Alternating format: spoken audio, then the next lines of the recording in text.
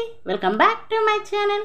ఈ రోజు మన ఛానల్లో ఒక ఎమ్మి కర్రీ అండి, బెండకాయతో అది కూడా మ్యారినేషన్ చేసి కర్రీ వండానండి. చాలా చాలా టేస్టీగా వచ్చింది. ఈ స్టైల్లో మీరు ఇంతవరకు చేసి ఉండరు, ఒక్కసారి అయితే కనుక ట్రై చేయండి. ఇక దానికోసం అయితే కనుక ఒక 1/2 కేజీ వరకు బెండకాయలను అయితే లేతవి తీసుకొని వీడియోలో చూపిస్తున్నాను చూడండి. ఆ విధంగా ఆ సైజులో కట్ చేసుకోండి. ఈ కర్రీకి అయితే కనుక టేస్ట్ అనేది బాగుంటుంది. అలాగే ఈ లోపైతే మీకు చిన్న రిక్వెస్ట్ అండి, మన ఛానల్ ఇంతవరకు ఎవరైనా సబ్స్క్రైబ్ చేయకపోతే ప్లీజ్ అండి సబ్స్క్రైబ్ చేయండి. వీడియో నచ్చితే లైక్ చేయండి, మీ ఫ్రెండ్స్ అండ్ ఫ్యామిలీ మెంబర్స్కి షేర్ చేయండి. ఈ లోపైతే కనుక నేను బెండకాయలు కట్ చేసి పెట్టుకున్నాను, చూస్తున్నారు కదా. అవి అయితే ఒక బౌల్లోకి తీసుకున్నాను. నెక్స్ట్ అయితే కనుక ఒక చిన్న మిక్సీ జార్ తీసుకోండి. అందులో ఒక మీడియం సైజ్ ఒక ఉల్లిపాయను అయితే కనుక ముక్కలుగా కోసేసి వేసుకొని దీన్ని మెత్తగా పేస్ట్ అనేది రెడీ చేసుకోండి. ఈ విధంగా రెడీ చేసుకున్న పేస్ట్ని అయితే కనుక బెండకాయ ముక్కల్లో వేసుకోండి. అలాగే ఇందులో అయితే కనుక ఒక 1/2 స్పూన్ వరకు అల్లం వెల్లుల్లి పేస్ట్ అయితే వేసుకోండి. అలాగే ఒక 1/2 స్పూన్ వరకు పసుపు వేసుకోండి. నేను చెప్పినవన్నీ ఒక్కొక్క 1/2 స్పూన్ చొప్పున మీ కర్రీకి టేస్ట్ని బట్టి, అలాగే ఒకవేళ 1/2 కేజీ అయితే కనుక కాస్త క్వాంటిటీ అనేది పెంచేసి వేసుకోండి. అలాగే 1 స్పూన్ వరకు సాల్ట్ వేసుకున్నాను, 1 స్పూన్ వరకు కారం వేసుకున్నాను. అలాగే ఒక 1/2 స్పూన్ వరకు జీలకర్ర పౌడర్ వేసుకోండి, 1 స్పూన్ వరకు ధనియాల పౌడర్ అనేది వేసుకోండి.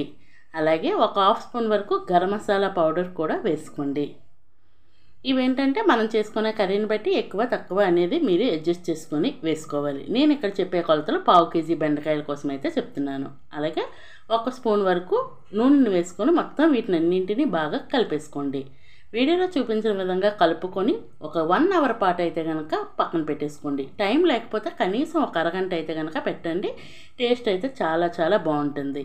ఇలా మ్యారినేషన్ అయిన తర్వాత ఫస్ట్ అయితే స్టవ్ వెలిగించి కళాయి పెట్టుకొని 1 స్పూన్ వరకు ఆయిల్ వేసుకోండి. అక్కడ 1 స్పూన్ వేసాం కదా, ఇక్కడ 1 స్పూన్ ఆయిల్ అయితే వేసుకోండి. అందులో ఆవాలు జీలకర్ర వేసి చిటపటలు అయిన తర్వాత కాస్తంత కరివేపాకు కూడా వేసేయండి. వేస్తే అవి కూడా కాస్త ఫ్రై అయినాక ముందుగా మ్యారినేషన్ చేసి పెట్టుకున్న బెండకాయ మిశ్రమాన్ని అయితే కనుక ఇక్కడ తెచ్చి వేసుకొని మొత్తం ఒకసారి బాగా కలిపేసుకోండి. కలుపుకొని ఇదైతే కనుక మూత పెట్టేస్తే మనము వేసిన ఈ ఆనియన్ పేస్టు అలాగే బెండకాయలు బాగా ఫ్రై అయ్యేంత వరకు వీటిని మధ్య మధ్యలో కలుపుకుంటూ ఫ్రై చేసుకోవాలి. ఇది కాసేపటికి బాగా ఫ్రై అవుతుంది. ఇలా ఫ్రై అయిన తర్వాత ఒక 2 టమాటాలను అయితే కనుక మెత్తగా మిక్సీ పట్టేసి అది వేసుకున్నానండి. వేసినప్పుడు క్లిప్ అయితే మిస్ అయింది, అందుకే మీకు చూపించలేకపోయాను, సారీ అండి. అలా మొత్తం టమాటా మిశ్రమాన్ని కూడా బాగా కలిపేసుకోవాలి. కలుపుకొని ఇది కూడా పచ్చివాసన పోయేంత వరకు మూత పెట్టుకొని మధ్య మధ్యలో కలుపుకుంటూ దీన్ని కుక్ చేసుకోవాలి. చూడండి కాసేపటికి ఎంత బాగా కుక్ అవుతుందో, చాలా బాగా కుక్ అయింది కదా. ఇప్పుడైతే కనుక ఈ స్టేజ్లో కొత్తిమీర ఉంటే కొత్తిమీర తరుగు వేసుకొని కాస్త కలిపేయండి. నా దగ్గర ప్రెజెంట్ లేదని చెప్పి నేను వేసుకోలేదు. ఇలా కలుపుకున్న తర్వాత ఒక చిన్న గ్లాస్తో అయితే కనుక వాటర్ వేసుకోండి. వాటర్ వేసుకొని మొత్తం అంతా బాగా కలపండి. కలుపుకున్న తర్వాత దీన్ని మళ్ళీ మూత పెట్టేసి కాస్త దగ్గర పడేంత వరకు కుక్ చేసుకోండి. ఇవన్నీ కాస్త ఫ్రై అయ్యాయి కాబట్టి వేగంగానే కుక్ అయిపోద్దండి.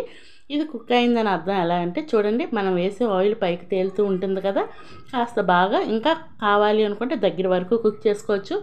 కాస్త గ్రేవీ కావాలి అనుకుంటే ఇలా సర్వ్ చేసుకోవచ్చు.